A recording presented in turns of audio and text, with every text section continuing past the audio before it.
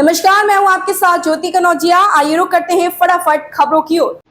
Trainee IAS अधिकारी पूजा खेड़कर इन दिनों सुर्खियों में छाई हुई हैं। वे परिवीक्षा अवधि के दौरान ही विवाद में फंस गई और अब उनके चयन को लेकर ही सवाल उठने शुरू हो गए।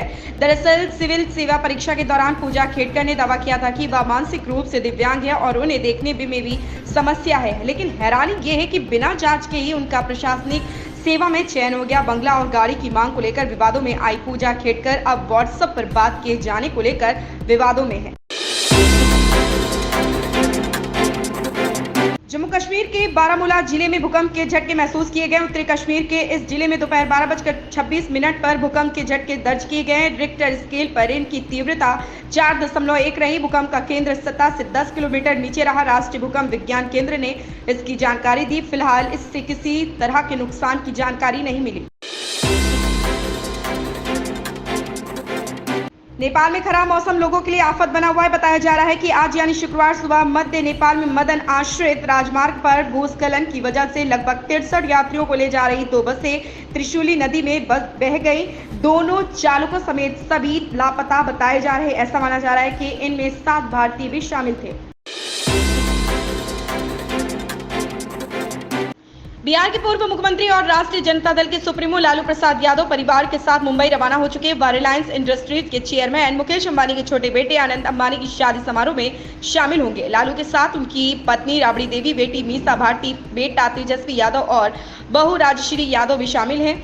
विशेष विमान से लालू प्रसाद अपने परिवार अंबानी राधिका मर्चेंट की शादी में शामिल होने के लिए पटना एयरपोर्ट से मुंबई के लिए रवाना हुए। तेजस्वी यादव ने कहा कि आनंद अंबानी की शादी का निमंत्रण मिला है, उसमें ही शामिल होने जा रहा है।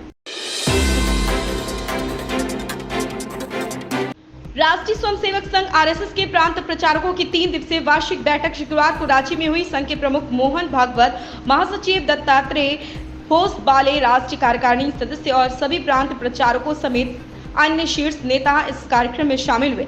आरएसएस के अखिल भारतीय प्रचार प्रमुख सुनील अंबेकर ने एक प्रेस कॉन्फ्रेंस में कहा कि वर्तमान समय में देश भर में संघ की 73,000 शाखाएं हैं। देश भर में प्रत्येक मंडल में कम से कम एक शाखा स्थापित करने का प्रयास जारी। मुख्यमंत्री पुष्कर सिंह धामी ने कांवड़ यात्रा की तैयारी को लेकर बैठक की। कांवड़ यात्रा 22 जुलाई से शुरू हो रही। पुलिस प्रशासन के साथ साथ सभी महकमे इसकी तैयारी में जुटे हुए। नगर निगम की ओर से भी कांवड़ यात्रा को लेकर खास तैयारियां की जा रही हैं।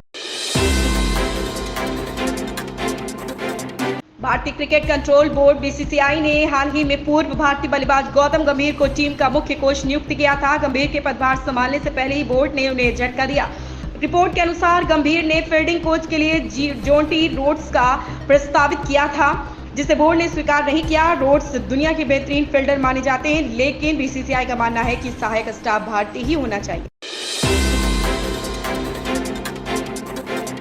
दिल्ली के मुख्यमंत्री अरविंद केजरीवाल को सुप्रीम कोर्ट ने अंतरिम जमानत दे दी है। अहम बात यह है कि केजरीवाल को यह राहत ईडी से जुड़े मामले में दी गई है और फिलहाल वे सीबीआई की हिरासत में है। ऐसे में उन्हें अभी जेल में ही रहना होगा। इससे पहले पीठ ने 17 मई को केजरीवाल की याचिका पर अपना फैसला सुरक्षित रखा था।